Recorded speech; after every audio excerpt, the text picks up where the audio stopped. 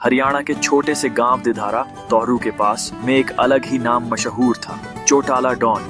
गांव के लोग उसे प्यार से चौटाला एक भी कहते थे। चौटाला एक थोड़ा लंगड़ा था, लेकिन उसकी चाल में भी डॉन वाली अकड़ थी। कहते हैं भगवान जब किसी से कुछ छीनता है तो बदले में कोई न कोई खास हुनर जरूर देता है।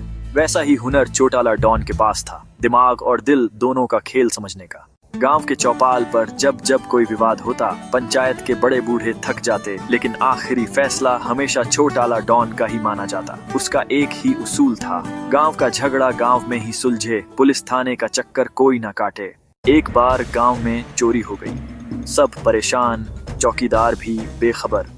गांव वालों ने कहा अब तो ये केस थाने में जाएगा, लेकिन चौटाला डॉन मुस्कुराया और बोला चोर गांव का है तो पकड़ा भी गांव में ही जाएगा। उसकी लंगड़ी चाल से सबको लगता था कि वो धीमा है, पर असल में उसकी नजर बाज से भी तेज थी। 2 दिन में ही उसने चोर को पकड़कर गांव की चौपाल पर खड़ा कर दिया। गांव वाले दंग रह गए और फिर से बोले चौटाला डॉन 1 नंबर का है।